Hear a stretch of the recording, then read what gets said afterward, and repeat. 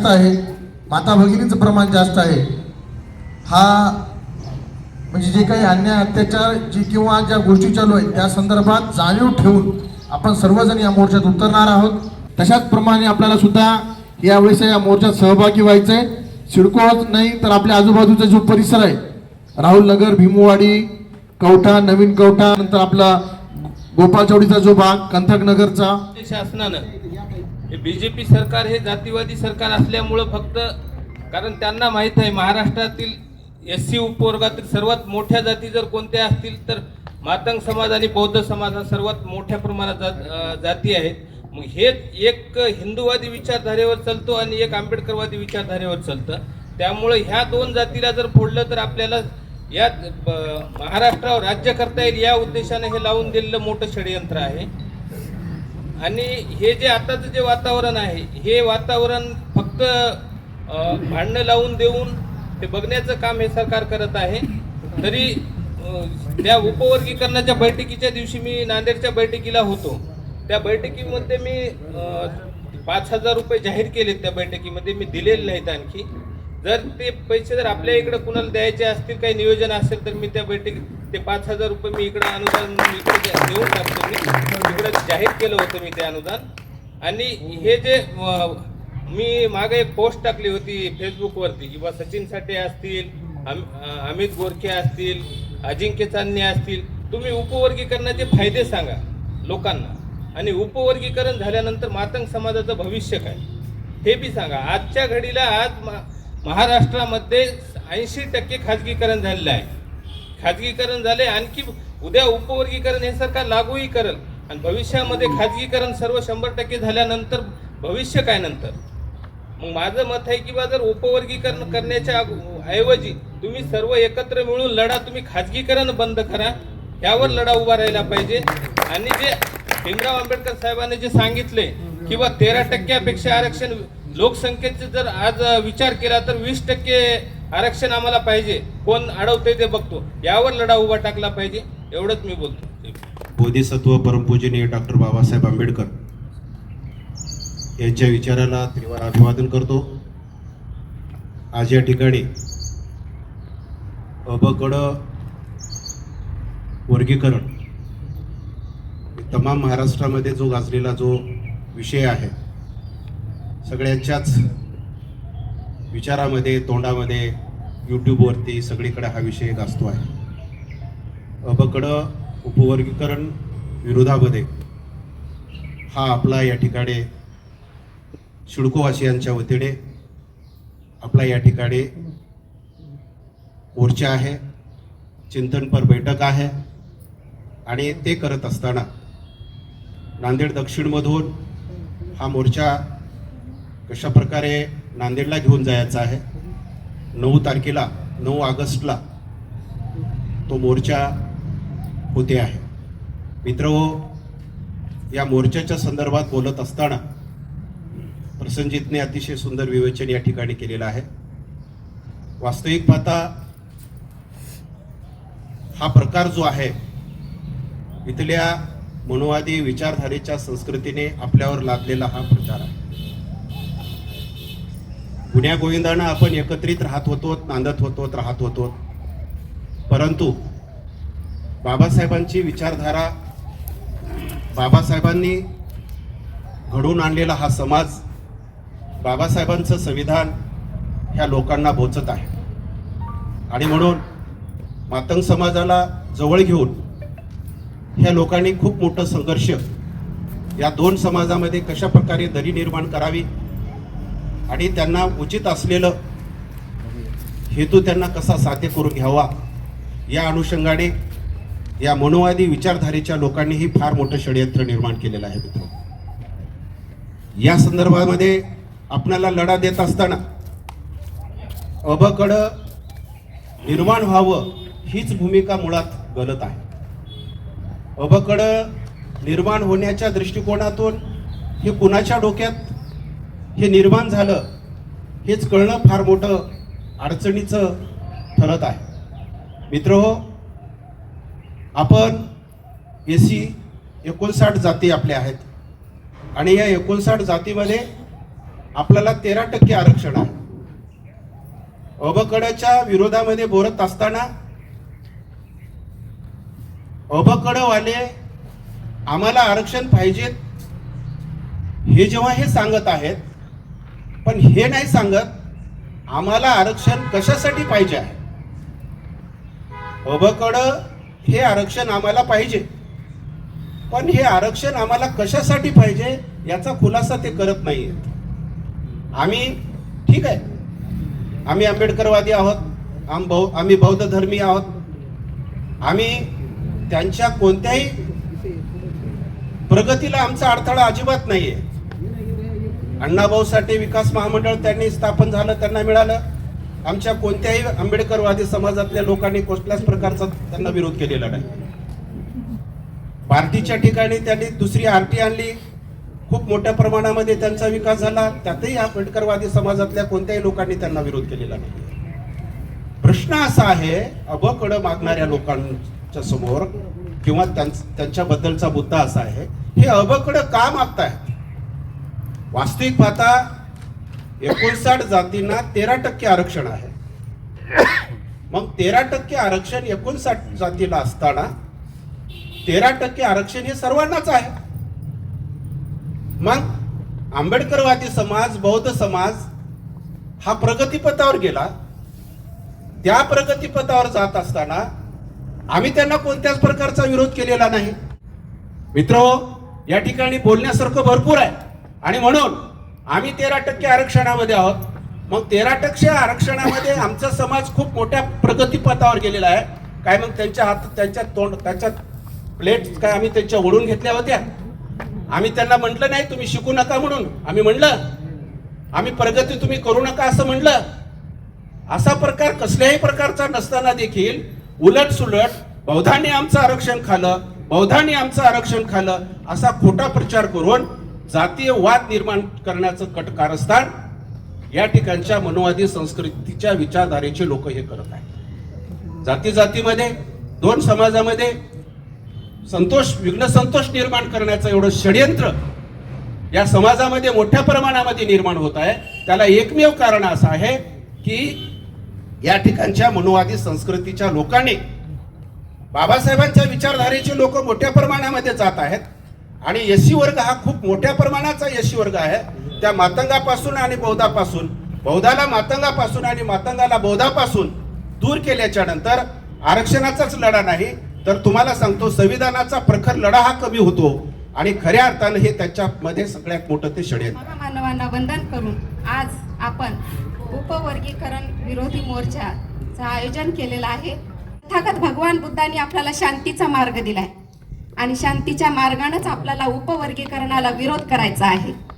जेव्हा आपल्या मोर्चाचं नियोजन करण्यात येते, जेव्हा आपला मोर्चा निघतो दक्षिणकडून, आता बऱ्याच मान्यवरांनी बोलले की असा मोर्चा निघणार आहे, तर त्या मोर्चामध्ये आपण आपल्या बांधवांना शिवीगाळ करायची नाही, जोर जोरात घोषणा करायच्या नाहीत, कोणत्याही महापुरुषाच्या विरुद्ध बोलायचं नाही. कारण सगळेच महापुरुषांनी सर्व जनतेसाठी पराकाष्ठा केलेली आहे. खरं तर डॉक्टर बाबासाहेब बाबासाहेबामुळंच आपल्याला सर्व महापुरुषांची ओळख झाली. डॉक्टर बाबासाहेब आंबेडकरच नसते तर आपल्याला छत्रपती शिवाजी महाराज कळाले नसते, महात्मा ज्योतिबा फुले कळाले नसते, लवजी वस्ताद कळाले नसते, अण्णाभाऊ साठे कळाले नसते. ही केवळ बाबासाहेबांच्या घटनेमुळे आणि बाबासाहेबांमुळे आपल्या सर्व महापुरुषांची आपल्याला ओळख झालेली आहे. आणि प्रत्येक महापुरुषांनी आपापल्या परीनं समाजाचं काहीतरी देणं घेणं आहे म्हणून ते कार्य केलेलं आहे. तर आपल्याला कोणाही बद्दल टीका टिप्पणी करायची नाही. तथागत भगवान बुद्धांनी आपल्याला शांततेचा मार्ग दिलाय, त्या शांततेनुसारच आपल्याला मोर्चाचं नियोजन करायचं आहे. तर आपला हा नांदेडचा मोर्चा एक नावलौकिक झाला पाहिजे असं ठरवूया आणि आम्ही महिलांचं संघटन करू, महिला येऊ. तर तुमचं जाती कशा करणार, मग त्यांना ओबीसी मध्ये जावे लागेल. म्हणजे अनेक प्रसंग आहेत. हे संविधान वाचल्यानंतर बाबासाहेबांनी घटनेमध्ये काय तरतूद केलं हे वाचल्यानंतर समजते. तर हे त्यांना समजत नाही. की हे एक षडयंत्र आहे की बहुजन समाज शिक्षणापासून वंचित झाला पाहिजे, म्हणून हे सगळं आहे. त्यांना पोतराज आणि मुरळीच होण्याचं त्यांचं पूर्वीचं कारण आहे, तर हे त्यांना समजत नाही. तर बरेच जण रुक्मिणी लोंढे नावाची एक आहे, तिला खूप आली होती, तर आपल्याला जर तिला बोलवायचं असेल तर आपण त्यांना बोलू शकता, कारण खूप छान आहे रुक्मिणीताई लोंढे. त्यांना इथं जर बोलवलं तर खूप चांगलं होईल, कारण हाडको शिडकोमध्ये लहुजी संघटना खूप मोठी आहे.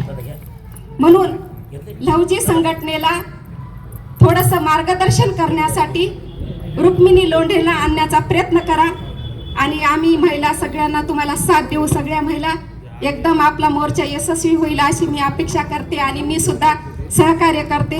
मला बोलण्याची संधी दिली त्याबद्दल धन्यवाद व्यक्त करते. सर्वांना जय भीम, जय संविधान. जय भीम. बांधवांनो, महाराष्ट्रामध्ये अबकड आरक्षण उपवर्गीकरणासंदर्भामध्ये सध्या रान पेटलेलं आहे. तर या संदर्भात प्रत्येक जिल्ह्यामध्ये मोर्चे काढून किंवा निवेदनं देऊन आपण निषेध दर्शवत आहोत आणि हे उपवर्गीकरण थांबलं पाहिजे म्हणून आपली सगळ्यांची ठाम भूमिका आहे. तर या संदर्भाने मुंबईला आनंदराज आंबेडकर साहेबांच्या नेतृत्वात आणि भीमराव आंबेडकर साहेबांच्या नेतृत्वात मोर्चा निघाला. त्या मोर्चाला मी स्वतः होतो. पूर्ण पावसामध्ये भिजत 4 तास लोक त्या ठिकाणी थांबलेले होते, कोणीही गेलेलं नाही. म्हणजे विचार करा, लोकांना या उपवर्गीकरणाचं किती नुकसान असलं हे आता सगळ्यांनी आपण व्हॉट्सअप फेसबुकवर वाचलेलं आहे, त्याच्यामध्ये कमी सांगणार नाही. तर नांदेडमध्ये दोन बैठका घेतल्या, त्याच्यानंतर आपली व्यापक अशी 11 तारखेला मोठी बैठक झाली. मी सर्वांना जवळपास जिल्ह्यामध्ये फोन करून या बैठकीचे निमंत्रण दिले होते आणि 9 तारखेला मोर्चा काढायचा आहे, 11 तारखेला आपलं ठरलेलं आहे. आता 9 ऑगस्टला आपला मोर्चा निघणार आहे. तर सगळ्यांची अशी जबाबदारी आहे की आपण त्या मोर्चाला मोठ्या ताकदीनं आलं पाहिजे. मोर्चामध्ये आता आमच्या ताई म्हणल्यासारखं आपला का कुण्या महापुरुषाबद्दल विरोध नाही किंवा कुणाला आपल्याला काही शिव्या द्यायच्या नाहीत. आपलं भांडण आहे ते आहे आपलं सरकारच्या विरोधात, कुठल्या जातीच्या विरोधात नाही. हे आपण अगोदर सर्वांनी लक्षात घ्यावं. कोणी टिळे लावो, कोणी कपाळाला काही लावो, भस्म लावो किंवा काय म्हणतात ते पोत्रा जो आपल्याला काय करायचं त्यांची इच्छा असते. त्याच्यामुळं मोठ्या प्रमाणात मोर्चासाठी आपण जास्तीत जास्त ताकदीने मोर्चामध्ये सामील व्हावं आणि आपल्यापैकी जर कोणी या मोर्चासाठी संयोजन म्हणून किंवा वॉरियर म्हणून मोर्चा सुरळीत पार पडावा यासाठी काही जबाबदाऱ्या घेण्यासाठी असतील तर ते कृपया कानिंदे सर किंवा आमच्याकडे किंवा रमेश काका आलेले आहेत त्यांच्याकडे जर आपण सांगितलं तर बरं होईल, जेणेकरून आपल्याला मोर्चाचं नियोजन हे व्यवस्थितरित्या आपल्याला करता येईल. एवढं बोलतो आणि थांबतो. जय भीम. आज उपवर्गीकरणाच्या विरोधाच्या मोर्चाच्या निमित्तानं आयोजित केलेल्या बैठकीतील सर्व बौद्ध उपासक उपासिका, तर मी परभणी हिंगोलीला नोकरीला असताना एक मातंग समाजाचा एक तिथला नगराध्यक्ष झाला होता सिकरे नावाचा. तर मग तो BSPत काम करायचा, बबन झिकरे. तर ते लय झुकून जय भीम सर म्हणायचा. तर मला नेहमी ते माझा फार आदर करायचा. तर मग मी त्यांना म्हणलं तुम्ही कोण आहात म्हणलं तुम्ही बाबा. ते म्हणला साहेब मी बहिष्कृत दलित हो म्हणलं. म्हणलं कसं काय बहिष्कृत दलित. म्हणला मी आंबेडकरवादी असल्यामुळं मागं म्हणतात म्हणला की महाराजा अवलादीचा आहे आणि महाराज म्हणतात म्हणला याचं काय करा, हे दोन्ही हाताने दोन्ही कुणे वाजवायला म्हणून. तर म्हणला अशा परिस्थितीमध्ये मी इथं काम करत असतो म्हणला. मी म्हणलं मग तुम्हाला एवढं मातंग म्हणतात का तू त्यांच्या अवलादीचा हस का म्हणून. आबा म्हणला साहेब तुम्हाला बामण परवडला, तुम्हाला मारवाडी परवडला, तुम्हाला मरवाड परवडला, पण मांग परवडला नाही म्हणला. अरे म्हणलं असं काय दुखणं नाही, लय दुखणं आहे म्हणला त्यांचं. तर म्हणून असू द्या, त्यांना आज्ञेने आहेत ते त्या विषयावर काय, फक्त त्यांच्या एक व्यथा म्हणून मला थोडंसं त्यांच्याकडे बघितलं की एक सांगावं असं वाटतं. तर मित्र तुम्हाला हे बाकीच्या गोष्टी सांगण्याची गरज नाही. आपल्या या मोर्चाच्या अनुषंगाने आपण एक 11 वाजता महात्मा फुलेच्या पुतळ्यापासून निघणार आहोत.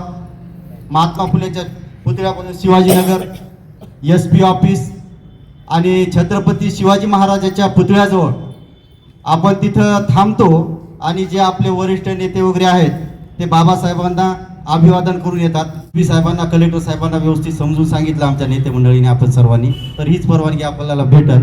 तर तुम्ही तुमच्या त्या अनुषंगानं तुम्ही हेडक्वार्टरला येता का तिकडं याला आपलं महात्मा फुलेंच्या पुतळ्याला येता, त्याचं सांगा.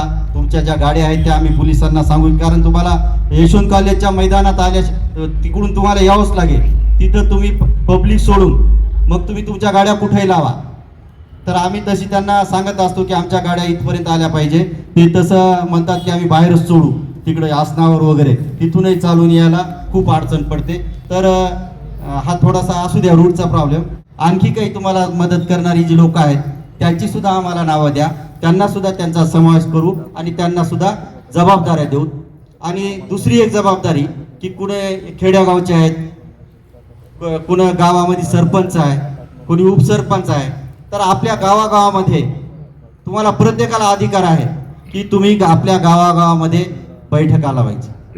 बैठका लावून मग एखादं शहराचं ठिकाण असेल किंवा सर्कल असेल, त्या सर्कलवर एक मोठी बैठक लावा. तुमच्या इथं काय झालं काय नाही ते तुम्हाला आपल्या ग्रुपवर टाकू, म्हणजे या बैठकीचं काय चाललंय काय नाही बाकीच्यांनाही कळते.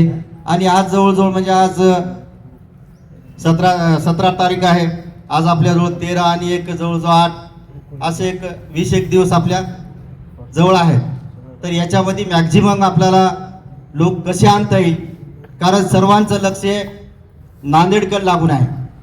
नांदेडबद्दल सर्वांना माहीत आहे की नांदेड हे चळवळीचं ठिकाण आहे आणि खरोखरच चळवळीचं ठिकाण आहे. आणि इथून जास्तीत मोठात मोठा मोर्चा निघेल. काल आम्ही आनंदराजेशी बोलताना दादा बोलले, त्यांना बोलले तुमच्याकडून आमच्या फार मोठ्या अपेक्षा आहेत आणि त्यांना माहीत सुद्धा आहे.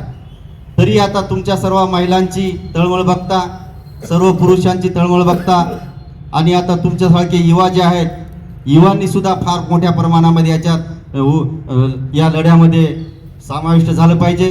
त्या परीने सुद्धा आपण प्रयत्न केला पाहिजे. आता आपण यायला लागलो, रिटायर माणसं यायला लागले, नोकरदार यायला लागले, आपले पोरच येणं झाले, ही फार मोठी थोडीशी शोकांतिका आहे.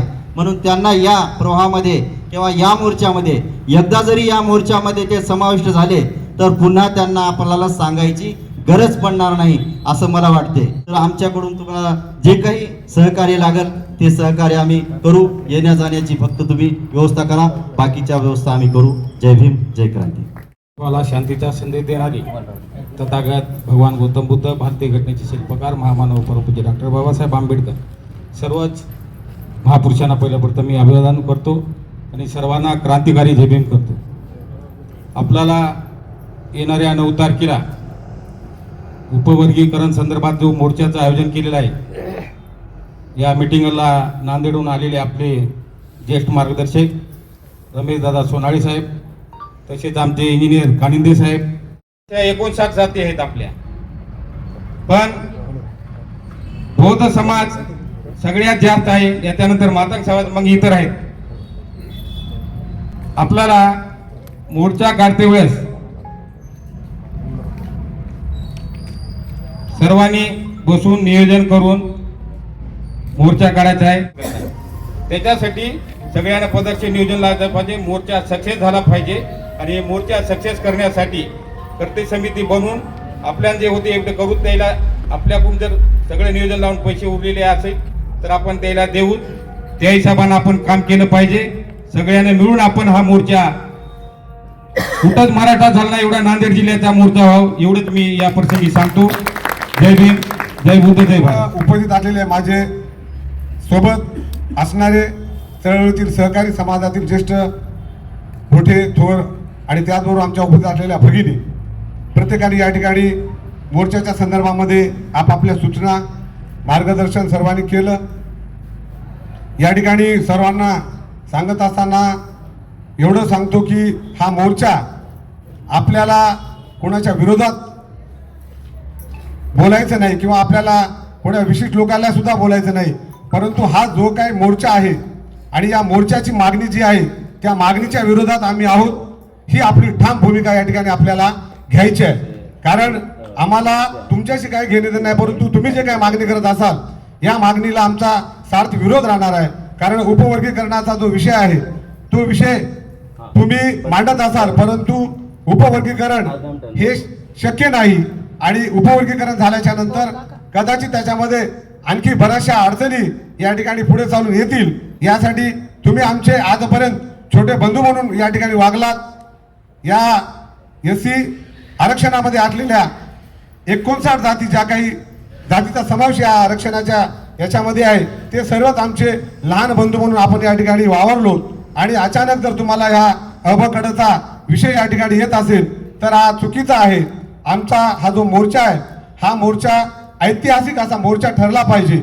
मित्रांनो, संघर्ष हा आपल्या आयुष्यामध्ये आलेला आहे. आपण जेव्हा बौद्ध म्हणून अगोदरचे महार असाल किंवा कोणती कास्ट असेल, जेव्हा बाबासाहेबांना आम्हाला दीक्षा दिली आणि आम्ही या देशामधल्या एका अतिशय स्वाभिमानानं जगणाऱ्या समाज बौद्ध समाजाचे झालो, तेव्हापासून त्याच्या अगोदरपासून आमच्या पूर्वजापासून संघर्षाशिवाय आपल्याला कोणती गोष्ट मिळालेली नाही. आणि उद्याचा सुद्धा मोर्चा जो आहे तो प्रशासनाला सुद्धा वाटलं पाहिजे. या राज्याचे मुख्यमंत्री आदरणीय देवेंद्रजी फडणवीस साहेब, या राज्याचे डेप्टी सीएम आदरणीय एकनाथरावजी शिंदे साहेब, या राज्याच्या डेप्टी सीएम आदरणीय पवारताई यांनी सुद्धा हा मोर्चा बघून हा जो काही निर्णय हा थांबवला पाहिजे. असा या ठिकाणी मोर्चा आपल्याला भव्य दिव्य या ठिकाणी काढायचा आहे. कारण का आपण बघत आहोत मुंबईला झालेला जो मोर्चा आहे तो आदरणीय आनंदरावजी आंबेडकर, भीमरावजी आंबेडकर यांच्या उपस्थितीमध्ये जो मोर्चा झाला, त्या मोर्चामध्ये खरोखरच तुम्ही बघितला असाल अतिशय पावसामध्ये त्या ठिकाणी 65 वर्षाच्या 70 वर्षाच्या आमच्या मायमावल्या भिजत होत्या, परंतु त्यांनी त्या मोर्चाला आपली उपस्थिती दिली.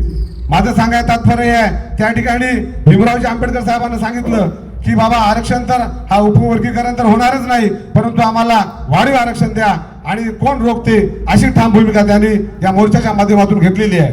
त्यामुळं आपल्यासोबत आपल्या समाजातील ज्येष्ठ मंडळी, ज्येष्ठ नेते मंडळी आपल्या या मोर्चाच्या अनुषंगाने आपल्यासोबत आहे. त्यामुळं आपण येणाऱ्या काळामध्ये त्यांनी निवेदन दिल्याच्या नंतर डेप्टी सीएम एकनाथरावजी शिंदे साहेबांना आदरणीय आनंदरावजी आंबेडकर साहेबांनी निवेदन दिलं, त्यावर त्यांची चर्चा सुद्धा झाली. माझं म्हणणं आहे की या राज्यातल्या मुख्यमंत्री उपमुख्यमंत्री यांना याची नक्की दखल घेऊन त्यांनी सुद्धा हा निर्णय या ठिकाणी थांबवतील. कारण का तर त्यांना सुद्धा माहित आहे 59 जातीचा या ठिकाणी रोष आपण पत्करू शकत नाही आणि आपण आपली ताकद, आपण आपला संघर्ष दाखवावा लागणार आहे. माझी या ठिकाणी मोर्चाच्या अनुषंगानं या उपस्थित असलेल्या माझ्या आई बहिणींना विनंती आहे की ज्यांना कुणाला या ठिकाणी चालायला अवघड होईल त्यांनी ॲटोनं हो किंवा कोणत्या गाडीनं हो जायची व्यवस्था आम्ही या ठिकाणी करू. तर तुम्ही मोर्चाच्या आपण जवळपास जाऊन त्या ठिकाणी थांबलं पाहिजे आणि जेवढ्या आमच्या आया बहिणींना चालता येते त्यांनी बिलकुल याच्यामध्ये आपला सहभाग नोंदवला पाहिजे. कारण का डॉक्टर बाबासाहेब आंबेडकरांनी जे संविधान आम्हाला दिलेलं आहे, जे संविधान या देशाला दिलेलं आहे, मित्रांनो, अमेरिकेसारखा देश काय म्हणतो तर डॉक्टर बाबासाहेब आंबेडकरांचं संविधान हे सर्वश्रेष्ठ संविधान आहे असं मानणारा या देशातल्या सर्वात मोठी महाशक्ती म्हणून ज्याला म्हणलेलं आहे, त्यांनी सुद्धा बाबासाहेबांना उगवता सूर्य म्हटलेला आहे. बरं, आणि आपण त्या बाबासाहेबांचे वंशज आहोत. त्यामुळे आपला मोर्चा आपण ही संविधानिक लढाई लढणार आहोत. आपण हा मोर्चा काढत असताना आपला अधिकार आहे. आपला मोर्चा निघाल्याच्या नंतर नक्कीच या शासनाने या मोर्चाची दखल घेऊन त्यांनी सांगितलं की बाबा आम्ही कोणाला अन्याय करणार नाही आणि त्यांनी आपला मोर्चा बघल्याच्या नंतर दखल घ्यावी, असा मोर्चा आपला व्हावा अशी मी तुम्हाला सर्वांना या ठिकाणी विनंती करतो. आपण सर्वांनी या मोर्चामध्ये कोणत्याही परिस्थितीमध्ये जास्तीत जास्त प्रमाणात या ठिकाणी सहभाग नोंदवला पाहिजे. आपण नोंदवा.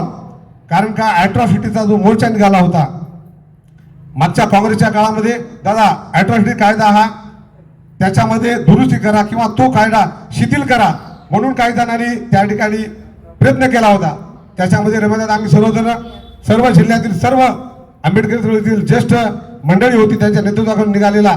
मला तर वाटते आतापर्यंतचा ॲट्रॉसिटी ऍक्ट एवढा मोठा मोर्चा आम्ही बघितला नाही. दादा महाराष्ट्रातला, बघा दादा काय म्हणत, महाराष्ट्रातला सर्वात मोठा ॲट्रॉसिटी ऍक्टचा मोर्चा होता. जो मोर्चा त्या शासनाला, त्या ॲट्रॉसिटी कायद्याला हात लावायची हिंमत झाली नाही. या ठिकाणी मला जाहीर सांगायचं आहे की ॲट्रॉसिटी कायद्यामध्ये ज्या त्याने बदलतो म्हणले होते तर काँग्रेस सरकार होती आणि त्यांनी ॲट्रॉसिटी कायद्याला हात लावला नाही. अशाच प्रकारचा मोर्चा आपल्याला येणाऱ्या 9 तारखेला आपल्याला प्रचंड मोठा मोर्चा या ठिकाणी घेऊन जायचा आहे. या मोर्चासाठी आता सर्वजण आपण दादा आणखी डिटेल्स सांगतील, यानंतर आपण सर्वजण बसू. आपल्याला हा मोर्चा काढत असताना, कारण नांदेड दक्षिणच्या इकडचा दादा आम्हाला ते कसा घ्यायचा काय ना आम्ही ठरवतो, मग तुम्हाला आम्ही ते कळवतो. बाबा निघताना आपल्याला सम्राटने सांगितल्याप्रमाणे हार्डकोर स्टॉपला जर थांबून आपण सगळेजण आलो, माता रमाई आंबेडकर यांच्या स्मारकापाशी आपण थांबल्याच्या नंतर तिथं आपल्याला गाड्या आयचर वगैरे लावायला जागा आहे, स्पेस आहे. मग तिथून आपण सर्वजण बसून मग आपल्याला पुढे आपल्या त्या मोठ्या आपल्या मोर्चामध्ये समाविष्ट होता येईल. या ठिकाणी आपण सर्वजण बसून आमचे विठ्ठलदादा गायकवाड असतील, विलासदादा गजबारे असतील, प्रसेनजित वाघमारे असतील, सम्राट आढाव असेल, आपण सर्वजण आहोत.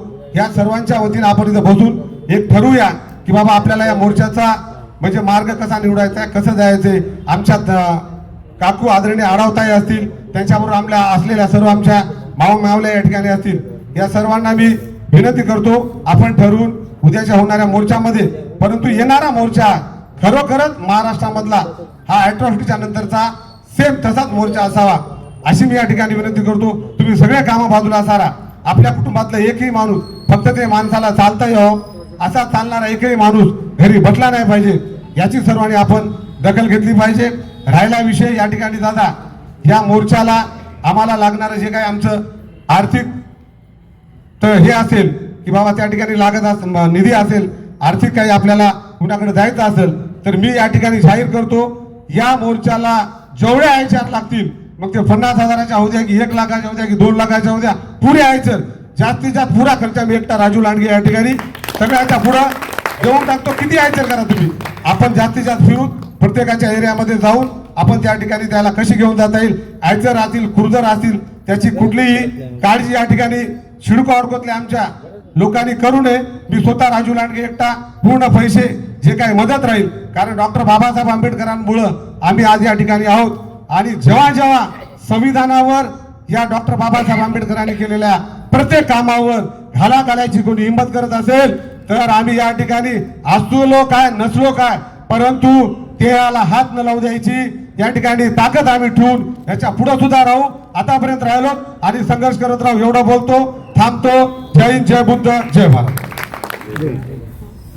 एक अण्णाभाऊ साठे पीपल्स फोर्स या संघटनेचा संस्थापक या नात्यानं मी आज नांदेडच्या कलेक्टरला आणि SP-ला संघटनेच्या वतीनं निवेदन दिलं की उपवर्गीकरण विरोधी महामोर्चा अण्णाभाऊ साठे पीपल्स फोर्सचा जाहीर पाठिंबा आहे अशा पद्धतीचं प्रशासनाला आज निवेदन दिलं. त्याच्या प्रती देखील मी या ठिकाणी दिलेले आहेत.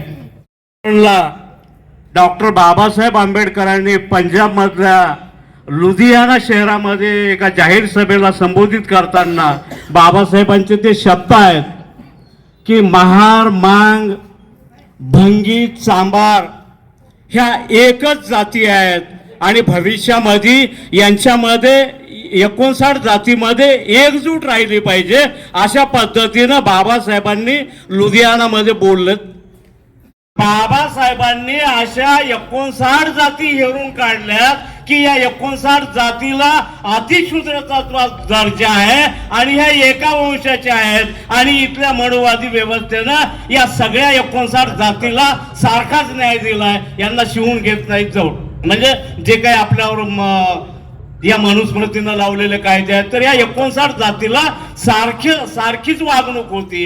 आणि काळाराम मंदिराच्या सत्याग्रहामध्ये ती 59 जाती बाबासाहेबांनी इंग्रजांना निदर्शनास आणून दिल्या की आमच्या 59 जातीला असा प्रवेश नाही, आमच्या 59 जातीला पाणी पिता येत नाही. आणि ह्या 59 जाती एक जिन्सी आहेत, नैसर्गिकरित्या एकत्र राहणाऱ्या आहेत आणि म्हणून या 59 जातीला बाबासाहेबांनी या SC समूहामध्ये बांधलं.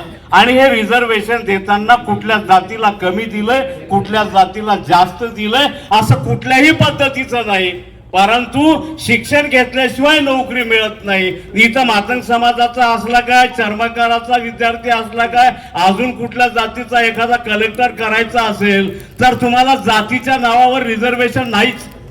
एखाद्या विद्यार्थ्याला जर कलेक्टर करायचं असेल 59 जातीमधला जो विद्यार्थी तिथं पात्र ठरलाय आणि या 59 जातीच्या कॅटेगरीमध्ये त्याची जात येते का नाही एवढं बघण्यासाठी सर्टिफिकेट ते बघितलं जातं. याचा अर्थ मी मांग आहे आणि मला कलेक्टर करा असं नाही होऊ शकत.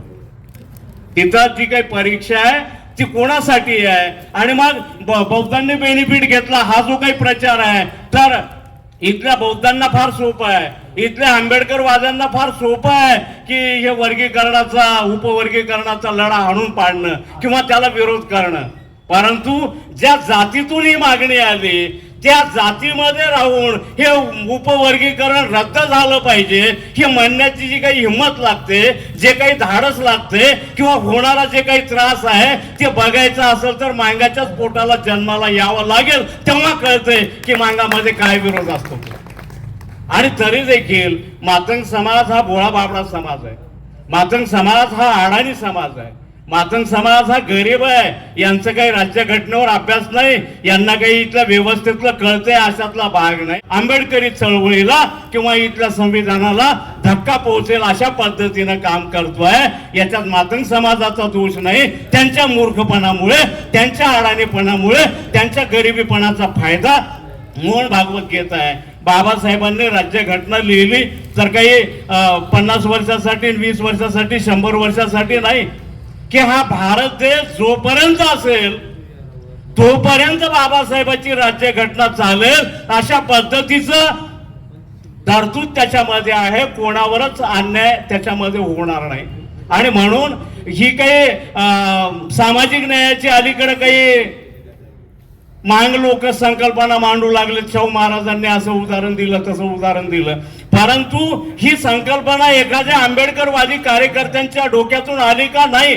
आम्हाला रिझर्वेशन बाबासाहेबांनी दिलं आणि बाबासाहेबांचं हे रिझर्वेशन कसं धोक्याचं आहे, या दोन जातीमध्ये तेढ निर्माण करायचं आहे, तर ही संकल्पना कुठून आली. आणि म्हणून माझी इथं विनंती आहे की त्या समाजाला, भोळ्या बाबड्या लोकांना, अडाणी लोकांना किंवा काही मूर्ख आहेत, काही नालायक आहेत हे गृहीत धरू, त्यांच्यावर विचार करण्यापेक्षा बाबासाहेबांनी आम्हाला 59 जाती एका सूत्रात बांधून ठेवायला सांगितलंय, हे राहिल्या पाहिजेत, ही बाबासाहेबांची संकल्पना होती. म्हणून त्या मातंग समाजाच्या लोकांना डावलून हा मोर्चा करायचा आहे असं न घडता इथं सगळ्यांनी सांगितलं की ऐतिहासिक मोर्चा झाला पाहिजे.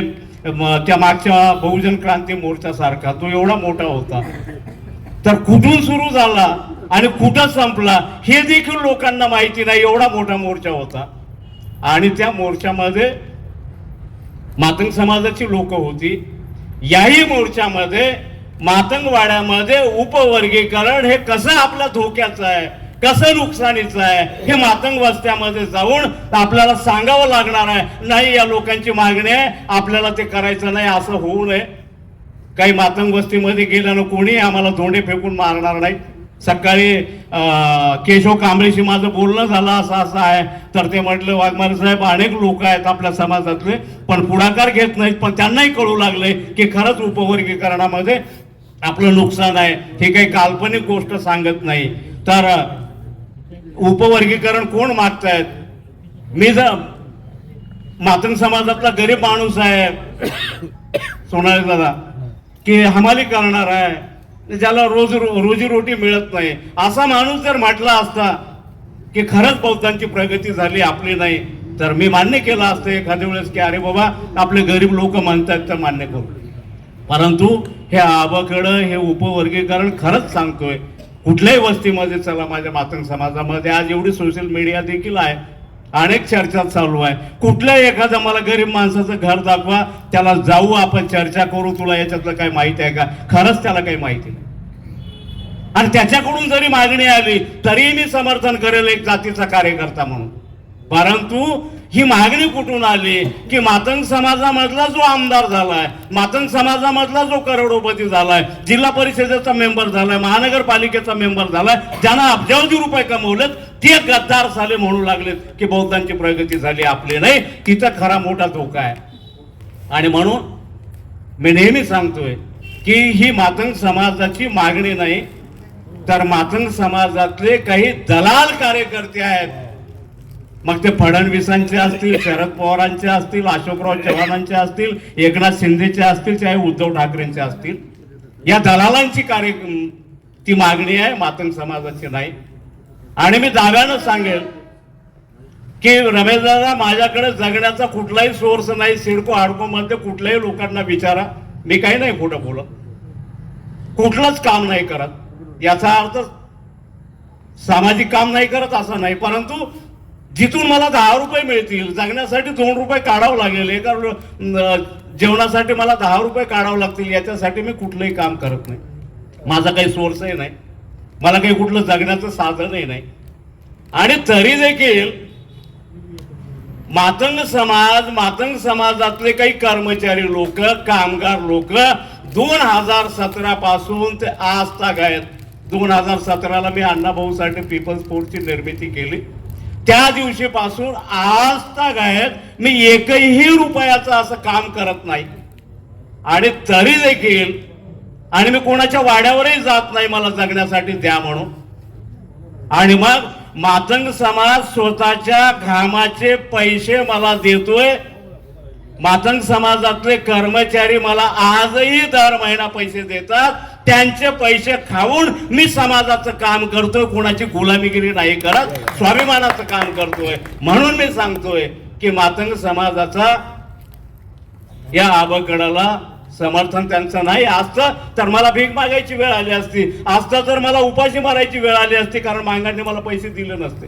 मी काही कोणाच्या घरी दारोदार जात नाही, मला आणून देतात पैसे, मला जगवतात ते. आणि म्हणून ही एवढी सत्यता आहे. आणि जे काही बदमाशा आहेत तर आहेत. विठ्ठलदादा इथं आहेत, विलासदादा गजबारे आहेत, आपले सम्राट भाऊ आढावा आहेत, सिडकोचे आमचे संजयजी निळेकर आहेत, अमृतरावजी नरंगलकर आहेत, किंवा राजू भाऊ लांडगे आहेत. यांना मी विनंती करतोय की आपण इथं बौद्धवाड्यात जसा हा मोर्चा यशस्वी करण्यासाठी तो घराघरातली माणसं आपण बौद्धांचे निघतीलच, त्याच्याबद्दल काही दुमत नाही. परंतु मातंग समाजाची माणसं देखील जास्तीत जास्त या मोर्चामध्ये आली पाहिजेत. याच्यासाठी आपण मातंग वस्त्यामध्ये बैठका घेऊ आणि उपवर्गीकरणाच्या विरोधात एखादा बौद्ध मांगवाड्यात आलाय, कोणी दगड फेकून मारला तर मांग म्हणून पहिला दगड मला लागेल, तुम्हाला लागणार नाही, याची मी ग्वाही देतो. म्हणून मातंग समाजामध्ये देखील आपण बैठका घेऊ, त्यांना समजावून सांगू. ती येणार नाहीत, पण बऱ्यापैकी मातंग समाज याच्यामध्ये सहभागी होऊ शकतो. त्या दृष्टीनं आपण प्रयत्न केले पाहिजेत. एवढंच मी या ठिकाणी सांगेल. आणि मला या ठिकाणी जी काही सन्मानाची वागणूक दिली इथल्या बैठकीच्या संयोजनकर्त्याचं मी त्यांना धन्यवाद देतोय. याच्या आधी जो काही ऐतिहासिक मोर्चा नांदेडला निघाला, सगळ्या वक्त्यांनी त्यांचा उल्लेख केला. वाणेगावला इथं नांदेडच्या जवळ अण्णाभाऊ साठेंची 30 ऑगस्टला जयंती होती, पोळा होता. त्या दिवशी सुरेशदादा गायकवाड, मी, राहुल प्रधान 3 जण होतो. असा मोर्चा काढायचा आम्ही तिघांच्या डोक्यातनं ठरवलं. आणि सहयोग नगरमध्ये उर्दू पैनगंगेचं एक रेस्ट हाऊस आहे, त्या ठिकाणी आम्ही बैठक घेतली.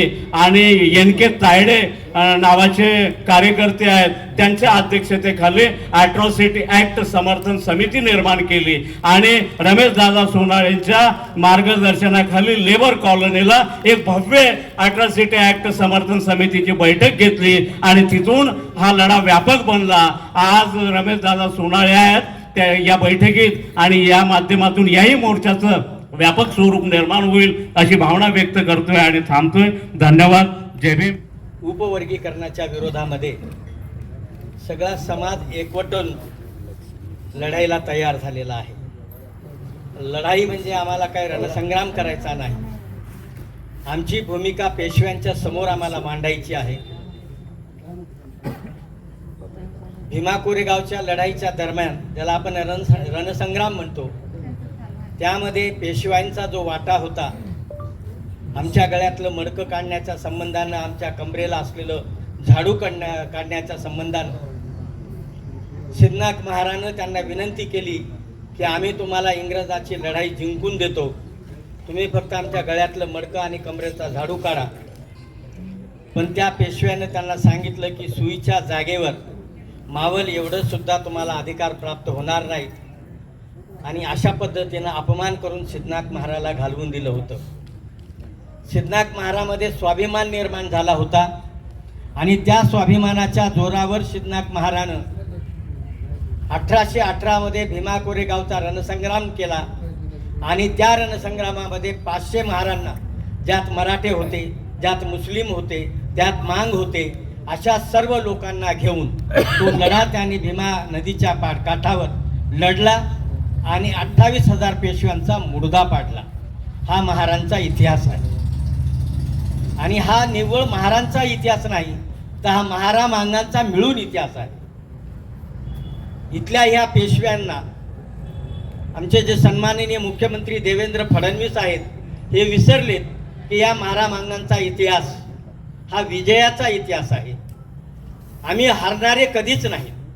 महार कधी हरला नाही, महार कधी हरणार नाही, कारण महारामध्ये बौद्धिक क्षमता आहे. महार हा विद्वान आहे. बाबासाहेब आंबेडकरांच्या विचाराचा पाईक आहे. बाबासाहेब आंबेडकरांनी जो आपल्याला आंबेडकर वाद दिला, त्या आंबेडकर वादाचे आपण समर्थक आहोत, अभ्यासक आहोत आणि त्या ताकदीवर आपण कधीही कोणाची हार स्वीकारणार नाही. आणि हीच पद्धत आज आपण आरक्षणाच्या बाबतीत ही भूमिका घेऊन निघालेले आहोत. मातंगाबरोबर आपला वाद होता काय? जेव्हा कुठं काही प्रश्न पडला तर हातात हात घालून एकमेकाच्या मदतीला आम्ही धावणारे माणसं. या सिडकोला हॉस्टेलमध्ये एका मुलीला तिच्यावर बलात्कार झाला, तिचा मृत्यू झाला. मी दवाखान्यात ॲडमिट होतो, सलाईन होतं मला. त्या सलाईनच्या सुया तशाच ठेवून रात्री 1:30-2 वाजता मी या पोलीस स्टेशनला आलो होतो. मातंग समाजाचे होते. जर माझ्यामध्ये ही भावना असती, महार वेगळा असतो, मांग वेगळा असतो, अशी जर द्विधा स्थिती माझ्या मनात असती तर मला असं वाटतंय की त्या अवस्थेत मी त्या ठिकाणी गेलो नव्हतो. पण आपण दोघं निष्ठेनं एकत्र राहतो, आत्मीयतेनं, जिव्हाळ्यानं एकत्र राहतो, हे कोणाला पटलेलं नाही. इथल्या ब्राह्मणवाद्यांना, इथल्या पेशव्यांना हीच गोष्ट मात्र खूप वाईट वाटली की हा समाज, दोन्ही समाज शिकण्यात पुढाकार घेतात, अग्रेसर असतात. फरक एवढाच आहे की महार 4 पावलं पुढे आहे अभ्यासाच्या दृष्टीनं, बौद्धिक क्षमतेच्या दृष्टीनं तो खूप पुढे गेलेला आहे. आणि विचार करत असताना बौद्धिक क्षमतेच्या ताकदीवर विचार करण्याची भूमिका ही महाराची आहे. आणि महारानं सातत्यानं ही भूमिका आपल्या आयुष्यात वठवलेली आहे. सकाळ मराठाचे मोर्चे निघाले. पहिला मोर्चा जेव्हा त्यांनी काढण्याचा प्रयत्न केला, त्यांची भूमिका अशी होती की अट्रॉसिटी कायदा हा रद्द झाला पाहिजे, त्याच्या जाचकाठी रद्द झाल्या पाहिजे. मित्र, अट्रॉसिटीमध्ये जाचकाठ कोणतीच नव्हती, पण त्याचा गैरफायदा सुद्धा होऊ लागला होता. पाटील देशमुखाचं भांडण होतं, आपसात भांडण होऊ लागलं. ते कोणीतरी महाराला आपल्या सोबत घेऊ लागलं, कोणीतरी मांगाला आपल्या सोबत घेऊ लागलं आणि त्याला सोबत घेऊन तू या देशमुखावर अट्रॉसिटी दाखल कर, तू त्या पाटलावर अट्रॉसिटी दाखल कर. आणि आमच्याकडून त्या पद्धतीचं त्यांनी काम करून घेत होते, म्हणून अट्रॉसिटीचा दुरुपयोग झाला असं म्हणता येईल. पण हे काही खेड्यापाड्यातच झालं, शहरात कुठंच झालेलं नाही. शहरात आम्ही अट्रॉसिटी कोणावर जर केली तर लगेच आमच्यावर 395चा गुन्हा दाखल व्हायचा, दरोड्याचा गुन्हा दाखल व्हायचा. आमच्यावर कधी 107ची NC दाखल झाली नव्हती, पण आमच्यावर दरोड्याचे गुन्हे दाखल करू लागला इथला प्रशासकीय पेशवाईचा शासन व्यवस्था. म्हणून आपण या शासन व्यवस्थेच्या विरोधात, देवेंद्र फडणवीसच्या विरोधात, 2 भावांमध्ये भांडणं लावण्याचा प्रयत्न केला, त्याच्या विरोधात म्हणून आपण एक होऊन आपण या लढाईला पुढे जाणार आहोत. माझी मातंग बांधवांना, मांगांना विनंती आहे की ही लढाई तुमची, माझी नाही. ही लढाई आमची प्रशासनाबरोबर आहे. ताकद आहे त्यांच्याबरोबर, त्यांच्या सत्तेबरोबर खेचण्याची, त्यांच्याबरोबर रणसंग्राम करण्याची आमची ती क्षमता आहे. त्या क्षमतेला तुमचा आम्हाला पाठिंबा पाहिजे, तुमचा आम्हाला सहवास पाहिजे, तुमची आम्हाला साथ पाहिजे. आणि ती साथ जर आम्हाला मिळाली तर मला असं वाटतंय की भविष्यामध्ये आपलं कोणीही वाकडं करू शकणार नाही. तुम्ही एक एक लढण्याचा जर प्रयत्न केला तर मित्र हो, जुनी म्हण आहे, 4 काठ्या एकत्र तोडता येत नाहीत, एक काठीचे तुकडे कितीही करता येतात. याचं भान मात्र मातंग समाजाने ठेवावं, एवढीच माझी त्यांना कळकळीची विनंती आहे. एक काठी तोडता येते, एकालाही तोडता येते, 4 जणांनाही तोडता येते, पण 4 काठ्या एकत्र असल्या तर 10 जणांना तोडता येत नाही. एवढं मात्र आपण समजून घ्यावं. आरक्षण हे मातंग जे उपवर्गीकरणाचा जो वाद चालू आहे, तो वाद उपवर्गीकरणाचा वाद कुठल्याही मातंग समाजाच्या यांच्या विरोधात नाही, त्यांच्या बाजूनं आमची तयारी आहे लढण्याची. पण तुम्हाला आम्हाला वेगळं करणं, आमच्या ताटातली अर्धी भाकर तुम्हाला काढून देणं आणि तुमच्या ताटातली अर्धी भाकर आमच्यासाठी न ठेवणं, या पद्धतीची भूमिका इथल्या ज्या ब्राह्मणवाद्यांनी घेतलेली आहे, त्या ब्राह्मणवाद्यांना आपला विरोध हा कडाडून झाला पाहिजे. म्हणून मातंग समुदायाला माझा अतिशय नम्रपणानं असं आव्हान आहे की या हातात हात घालू, खांद्याला खांदा देऊ आणि या पेशव्याला, या देवेंद्र फडणवीसला एकदा धडा देऊ की महार मांग वेगळं करण्याचा प्रयत्न केला तर महार मांग हा वेगळा होऊ शकत नाही. नाण्याच्या दोन बाजूपैकी एक मांग आहे, नाण्याच्या दुसऱ्या बाजूपैकी एक महार आहे. याची जाणीव देवेंद्र फडणवीसला होऊ शकते, पण याच्यासाठी तुम्ही आमच्यासोबत संगत केली पाहिजे. जोपर्यंत तुम्ही आमच्यासोबत संगत करणार नाही तोपर्यंत एकीची लढाई आम्हाला जिंकता येणार नाही. मग याच्यानंतर भविष्यामध्ये ते चर्मकारांना वेगळं करतील, ते ढोर समाजाला वेगळं करतील, ते आणखीन कुठल्या तरी समाजाला वेगळं करतील आणि महारांना, पूर्वाश्रमीच्या महारांना, आताच्या बौद्धांना वेगळं करण्याचा प्रयत्न करतील. हे सगळे प्रयत्न भविष्यामध्ये आपल्याला हाणून पाडावे लागणार आहेत. हा जो मोर्चा आपण उपवर्गीकरणाच्या विरोधात काढत आहोत, मी पुन्हा पुन्हा सांगतो की हा मोर्चा मातंग समाजाच्या विरोधात नाही, मांगांच्या विचारसरणीच्या विरोधात नाही, मांगांच्या भूमिकेच्या विरोधात नाही, पण त्यांच्यामध्ये विषाचं बीजारोपण ज्यांनी केलं त्यांच्या विरोधात मात्र हा मोर्चा आहे. कारण उद्या भविष्यामध्ये तुम्हाला तुमचे वारसदार, तुमचे मुलं तुम्हाला विचारतील की आमच्या मायबापानं काय आमच्यासाठी वाढून ठेवलं, आणि म्हणून आपण ते वाढण त्यांना वाईट वाटू नये याच्यासाठी म्हणून आपण मैत्रीचा हात पुढे केला पाहिजे, बंधुत्वाचं नातं आपण जोपासलं पाहिजे आणि हे आपण जोपासावं असं कळकळीचं तुम्हाला आव्हान करतो. सोशल मीडियावर आम्ही खूप जणांचं बघतो, मांगांचंही बघायलो, महारांचंही बघायलो, खूप विचारवंतांचंही बघायलो. ज्यांना आम्ही विचारवंत समजत होतो ते आमदार खासदारही बघायलोत आम्ही. आणि त्यांची जी भाषा, त्यांची जी बोलण्याची शैली, त्यांची जी बॉडी लँग्वेज आहे त्याच्यावरून तर आता मला असं वाटायला लागतंय की मांगांमधल्या आणि महारांमधल्या काही लोकांना माज चढलेला आहे. आणि तो चढलेला माज तुम्ही आम्ही एकत्र आलो तर आपल्याला उतरवता येऊ शकतो आणि आपल्याला एकीची कहाणी पुन्हा एकदा रचता येते, एकीची कहाणी पुन्हा एकदा आपल्या लेकरा बाळांना शिकवता येते. एक पहा गोष्ट लक्षात ठेवा तुम्ही की जेव्हा भीमा कोरेगावचा रणसंग्राम सिद्धनाथ महाराजच्या नेतृत्वाखाली लढला गेला, त्याचा सत्कार ठेवला इंग्रजांनी आणि सत्कार ठेवला तेव्हा त्या सिद्धनाथ महाराजांनी सांगितलं की हा सत्कार मी लढाई जिंकल्याचा म्हणून नका करू, सत्कार जर करायचा असेल तर आमचे जे दलित पीडित समाजातले लोक आहेत, उपेक्षित लोक आहेत, या सर्व लोकांचा तुम्ही सत्कार करा, लढाईमध्ये असलेल्यांचा. त्यांची भावना सिद्धनाथ महाराजची काय होती तर ही लढाई मी याच्यासाठी जिंकली की महार मांगामध्ये वाद राहू नये. आम्ही एकीने लढलोत, आम्ही भाऊ म्हणून लढलोत, अस्तित्वासाठी लढलोत, अस्मितेसाठी लढलोत, आमच्या हक्कासाठी लढलोत, आमच्या अधिकारासाठी लढलोत आणि आमचा आवाज बुलंद करण्यासाठी लढलोत. ही मानसिकता सिद्धनाथ महाराजांनी त्यांच्या पुढे व्यक्त केली आणि त्याच्यानंतर त्यांनी तो स्वीकारलेला नाही त्यांचा सत्कार.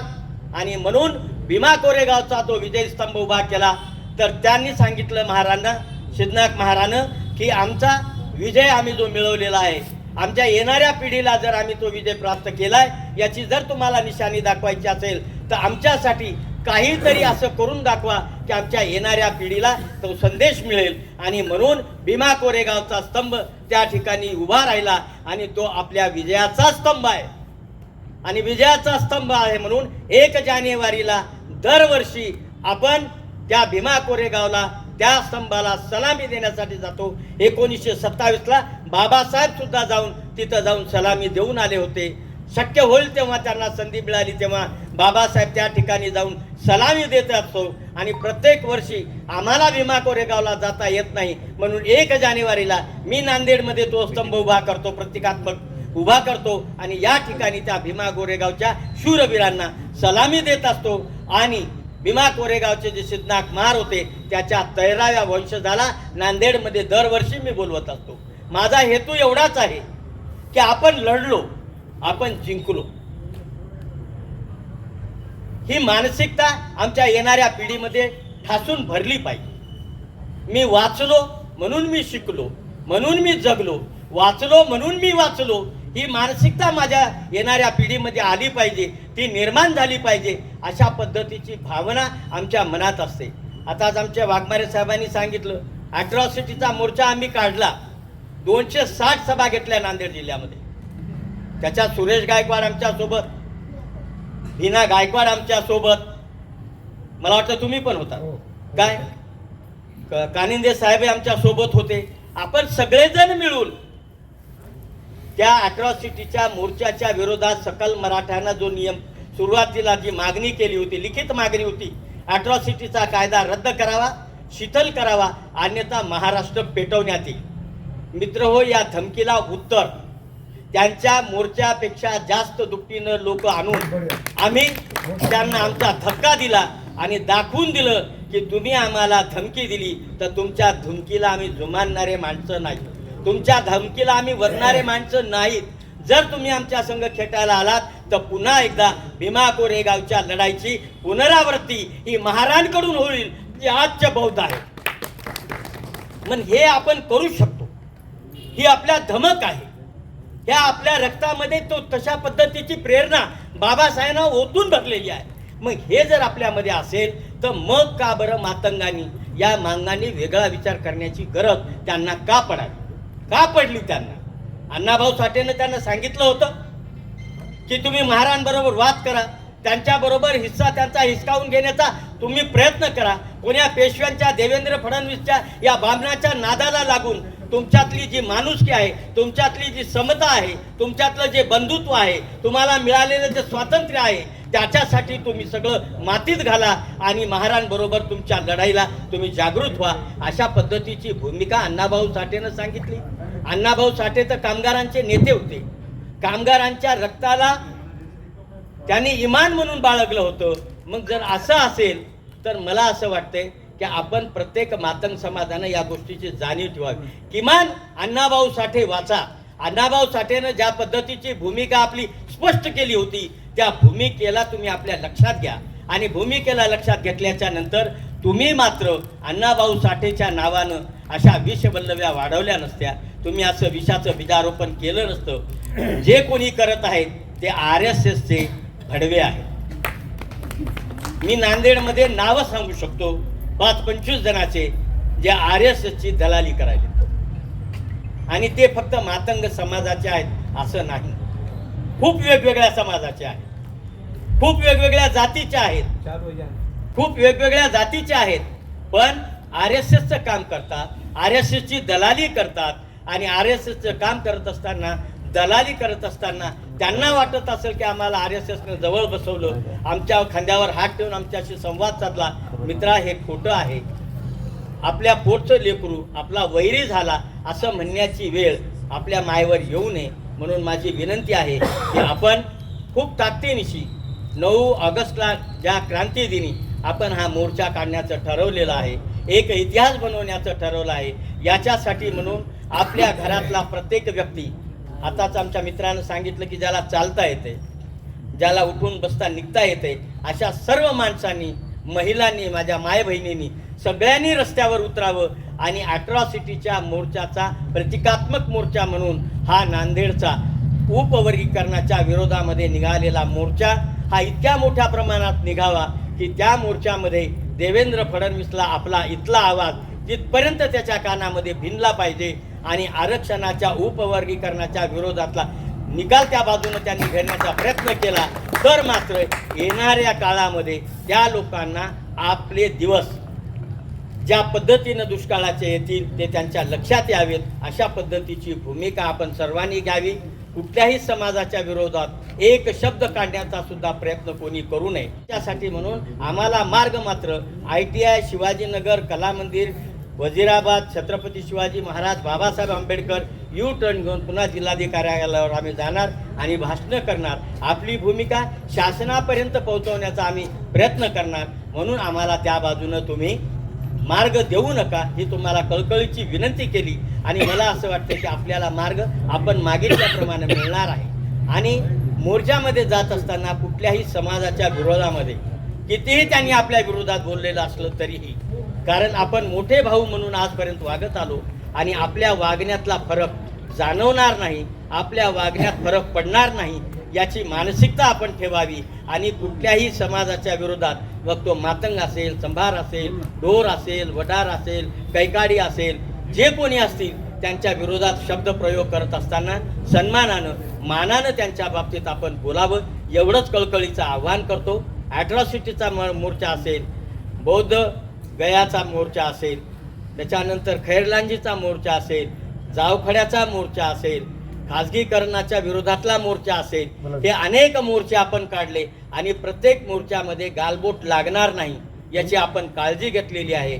आणि आम्ही ॲट्रॉसिटीचा मोर्चा काढत असताना प्रशासनाला शुद्ध भाषेत सांगितलं होतं की निषेधाचं फूल म्हणून जरी आमच्या मोर्चावर कणी टाकण्याचा प्रयत्न केला तर पहिल्या टोकापासून ते शेवटच्या टोकापर्यंत नांदेडचा जेवढा भाग येईल तेवढा भाग आम्ही जाळून राख केल्याशिवाय राहणार नाही, एवढं मात्र आम्ही त्यांना धमकीवजा भाषेत सांगितलेलं होतं. आणि कालही त्यांना सांगितलं की आमचा जो मोर्चा उपवर्गीकरणाच्या विरोधातला जो निघत आहे मोर्चा, आमच्याकडून निषेधाचं फूल कोण्या जातीवर उगारल्या जाणार नाही. 59 जाती आपण या मोर्चामध्ये सामील होणार आहोत, म्हणून हा मोर्चा 59 जातीचा आहे, कोण्या एका विशिष्ट समाजाचा नाही, एका विशिष्ट जातीचा नाही, एका विशिष्ट वर्गाचा नाही. म्हणून पुन्हा एकदा तुम्हाला सर्वांना कळकळीची विनंती करतो की हजारोच्या नाही लाखोच्या संख्येनं सिडकोच्या भागातून तुम्ही या, आमच्याकडून आम्ही लाखोनं काढतो. आणि उपवर्गीकरणाचा मोर्चा आनंदराज आंबेडकर, भीमराव आंबेडकर यांच्या नेतृत्वाखाली मुंबईमध्ये निघाला, त्याच्या तुलनेमध्ये आपलाही मोर्चा निघावा नांदेडचा. म्हणजे नांदेडचा समाज हा आंबेडकरी समाज आहे, आंबेडकरवादी आहे आणि तो स्वाभिमानी आहे, आपल्या अस्तित्वाला सांभाळणारा आहे समाज. एवढी मानसिकता आपल्या नेत्यांची व्हावी एवढीच तुम्हाला कळकळीची विनंती करून बोलण्याची संधी दिली त्याच्याबद्दल तुमच्या प्रति ऋण व्यक्त करतो. आमची थांबतो. धन्यवाद. जय भीम.